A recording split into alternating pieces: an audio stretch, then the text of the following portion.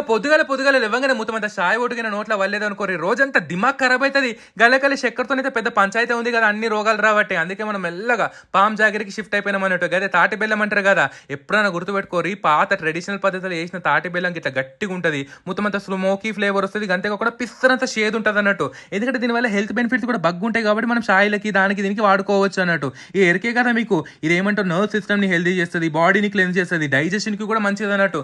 Direct వేసుకుంటే పాలు వలిగిపోయే chances ఉంటాయి. అందుకే మనం ఏం చేసుకుందాం, డికాషన్ లెక్క పెట్టుకుందాం. నీళ్ళల్లో ఈ పామ్ జాగరి, షాయి పత్తా, మీకు కావాలంటే అల్లం ఇలాచి ఏదైనా ఫ్లేవర్ వేసుకోవచ్చు. నాకు అల్లం చాయ్ ఇష్టం కాబట్టి అల్లం వేసుకున్నా. మంచిగా డికాషన్ మరిగిన తర్వాత ఏం చేసుకోవాలి, ఒక దిక్కు పాలు కూడా పెట్టి అనుకోరి, రెండు సైమల్టేనియస్ గా మరిగిపోతుంటాయి. డికాషన్ వడబోసుకొని ఉడుకుడుకు పాలిలో పోసుకుని అనుకోరి, మంచిగా తీయని షాయి తాగొచ్చు. ఇక బెల్లం తినడం చాలా మంచిది. అదే మనకు షాయి కూడా అలవాటు ఉంటుంది కదా, అది చక్కెర బదులు చేసుకుని అనుకోరి, దీని బెనిఫిట్స్ బి మనకు వస్తుంది, షాయి అయినది కూడా ఉంటుంది. ఇది నేచర్ ట్రంక్ లో కొన్నాం, మన కూపన్ కోడ్ ఇట్లా వాడిరు అనుకోరి 10% డిస్కౌంట్ బిల్ వస్తుంది. కాబట్టి డిస్క్రిప్షన్ డీటెయిల్స్ ఇస్తా. హ్యాపీ చాయ్.